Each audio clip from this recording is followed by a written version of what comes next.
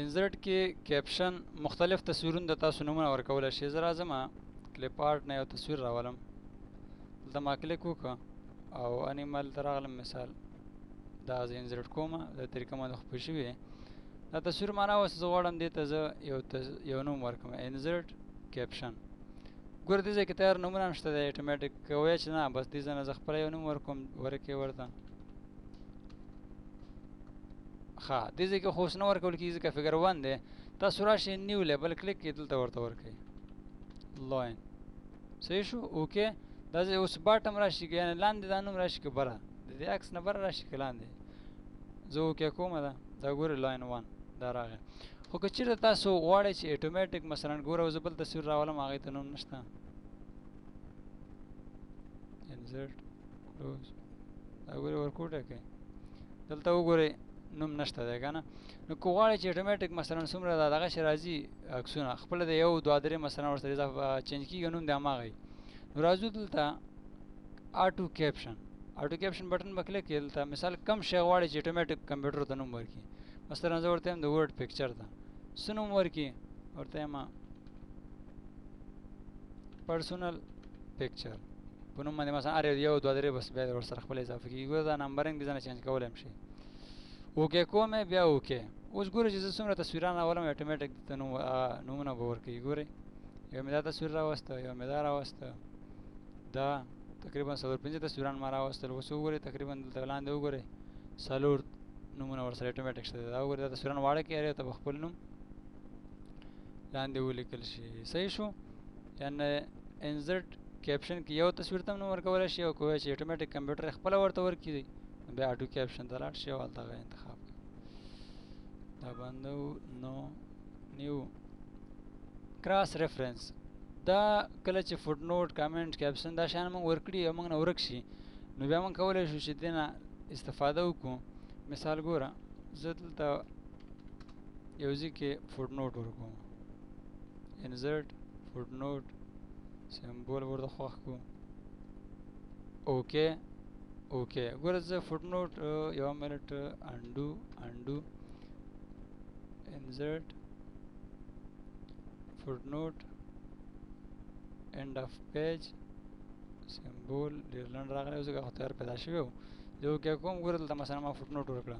دې صفحه کې مثلا تاسو نه فوټ نوټ څه شو ورک شو مثلا یا کمنټس یا نوټس. راځو انزرټ ته ورته کراس ریفرنس. ګوره دې ځای کې ټول ټایټل شته، هیډر بک مارک فوټ نوټ اینډ نوټ اکویژن فګر لاین. هغه عکسونه چې موږ ورکړي هغه مثلا تاسو عکسونه راوستي دي خو مثلا یو عکس نه پیدا کېږي هغه نوم ورته انتخاب کړئ دلته هغه ورته پیدا کېږي. اوس موږ ډیلیټ کړي دي.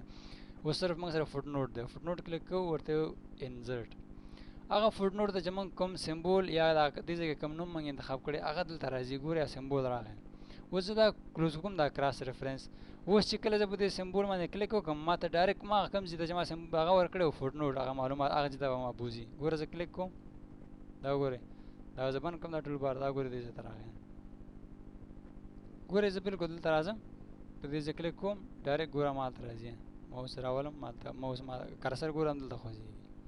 نو کراس ریفرنس کې کله مثلا تاسو کو د هر یو دغه نه چې کوم یو مثلا تاسو ورکړی او نه پیدا کېږي دې په ذریعه کولی شي پیدا یې کړي.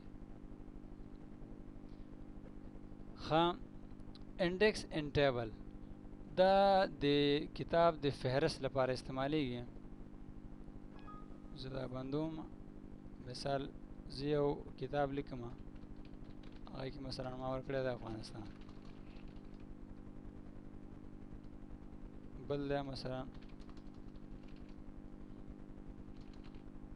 دلته ورکومه لغمان، دلته ورکوم مثال هرات. خو دغه بیا موږ تاسو دا کوم چې عنوانونه ورکړل هغه موږ ضرور هیډینګ کوو یعنې عنوان کوو بیا ضرور. دا خو اوس نارمل لیکل دي که نه. دا زه انتخابوم دې ځای نه راځم هیډینګ 1 دلته راځم کونړ مې انتخاب کړ راځم ورته یم چې هیډینګ 1 او لغمان دې ته مې هم چې هیډینګ 1 هرات دې دا هم چې کوم هیډینګ 1. که چېرته موږ دا اوس به خالي ځای ورته انتخاب کړو چې دغه جوړ کړو. که چېرته موږ دا هیډینګ نه کړو نو بیا کله چې موږ او تاسو انډیکس ان ټیبل ته راشو دلته به انډیکس کې مارک کوو. دا مارک انټري چې کله کې دلته نو بیا به ورته هر یو دلته انتخاب کوي، دلته به ورته مارک بټن کلیک کوي. نو اوس موږ تاسو ته هیډینګ کړي دي، ضرورت نشته مارک انټري ته. راځو انډیکس ان ټیبل دا ډېره اسانه طریقه ده. ټیبل اف کنټینټس ته وراشئ، دې ځای کې مختلف سټایلونه دي هغه به انتخاب کړئ. ګورئ آپشن کې ورته رنګ منګ ورکړه، موډیفای کې ورته رنګ ورکولی شي. دوه ځلې موډیفای ما کلیک کړه، ګورئ سره هم رنګ ورکول کېږي. موډیفای بیا موډیفای فارمیټ دا وګوره مختلف سټایلونه دي. زه فنټ ته راځم، ورته هم د دې فنټ